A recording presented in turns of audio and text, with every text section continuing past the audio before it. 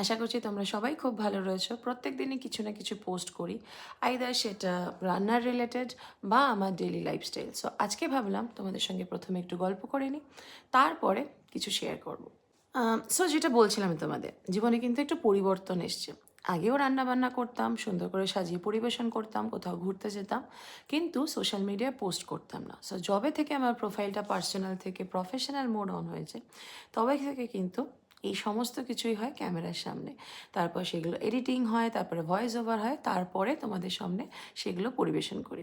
আমার মনে হয় জীবন মানেই কিন্তু এই আদান প্রদান চলতেই থাকে, কখনো শেখানো, আবার কখনো কারোর থেকে শেখা।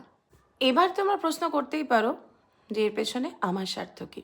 হ্যাঁ, একটা ব্যক্তিগত স্বার্থ তো আছেই, কিন্তু তার থেকেও রয়েছে তোমাদের অনেক অনেক ভালোবাসা। আগের থেকে ভিউজ বেড়েছে, ভালোবাসা পেয়েছি, অনেক উৎসাহ দেখিয়েছো তোমরা, আর এটাই মনে হয় নতুন নতুন ভিডিওস বানাতে আমাকে উৎসাহ দিয়েছে। আর সেই উৎসাহ আর অ্যাপ্রিসিয়েশন দিয়েছো তোমরা আমাকে, তার জন্য অনেক অনেক ধন্যবাদ। আজকে ছেলে স্কুল থেকে পিকনিকে যাবে, সুতরাং লাঞ্চ বানানোর ঝামেলা নেই।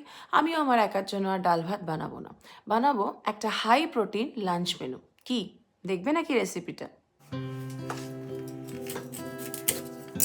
বাড়িতে নর্মালি ব্রোকলি আসলে আমরা অন্য ভেজিটেবলসের সঙ্গে সতে করেই খাই, কিন্তু আজকে যে রেসিপিটা বানাবো সেটা একটু ডিফারেন্ট স্টাইল। এটা হবে মেনলি এয়ার ফ্রায়ারে, কিছুটা ক্রাঞ্চি, কিছুটা চিজি। সো তোমরাও কিন্তু বাড়িতে এরকমভাবে একবার ট্রাই করতে পারো। এটা বানানোর জন্য প্রথমে একটা বোলের মধ্যে আমি নিয়ে নেবো হাং কার্ড, তার সাথে মেয়োনিজ, কিছুটা মোজারেলা চিজ, আর সিজনিংয়ের জন্য আমি নিয়েছিলাম গোলমরিচ আর অরিগানো। তোমরা বাড়িতে অন্য কোনো স্পাইস থাকলে সেটাও কিন্তু এর মধ্যে অ্যাড করতে পারো।